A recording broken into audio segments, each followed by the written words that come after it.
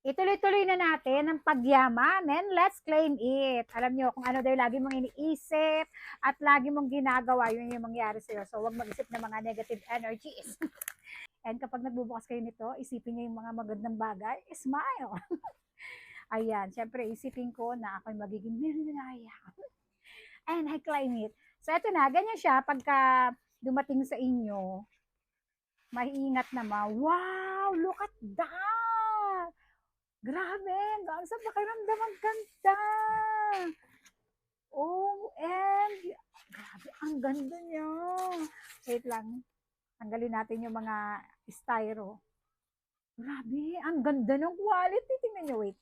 Tayo natin dito. Kita ba? Hindi, ganito na lang. Ang ganda, tanggalin ko yung mga styro, ha? Wait lang. Ayan, natanggal ko na yung kanya mga styro at ang ganda, ang sarap sa pakiramdam, napakaganda na quality.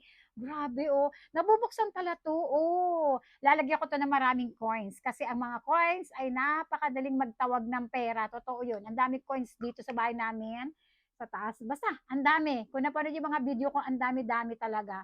Ayan, ang ganda nyo. Grabe, bagay na bagay ngayong New Year. Diba? Lalagyan natin ng mga pampaswerte. Ang ganda. Buksan natin yung ibang size. Naman, iba yung kulay niya. Wow, ang ganda, grabe! Ang sarap sa pakiramdam. Ako na nagsasabi sa inyo, Mi. Ang sarap sa pakiramdam. Tingnan nyo naman, hala. Ewan ko na kung di pa ako yumaman nito. Ang daming pera. Tingnan nyo. Tanggalin ko lang ulit yung mga styro. Ito yung pangalawa at grabe, ang sarap sa puso. Ang sarap sa pakiramdam. Tingnan nyo naman. Sobrang ganda niya. At ito, dito tayo sa pangatlo. Ito na yung pangatlo at grabe, napakaganda niya. Mas malaki siya dito sa dalawa at tulad ng dalawa, nabubuksan din siya.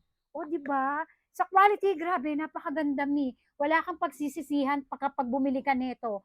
Gagawin ko nito sa bagong taon, lalagyan ko ng bigas, lalagyan ko ng coins, lalagyan ko ng bulak. O, di ba? Ang ganda nito.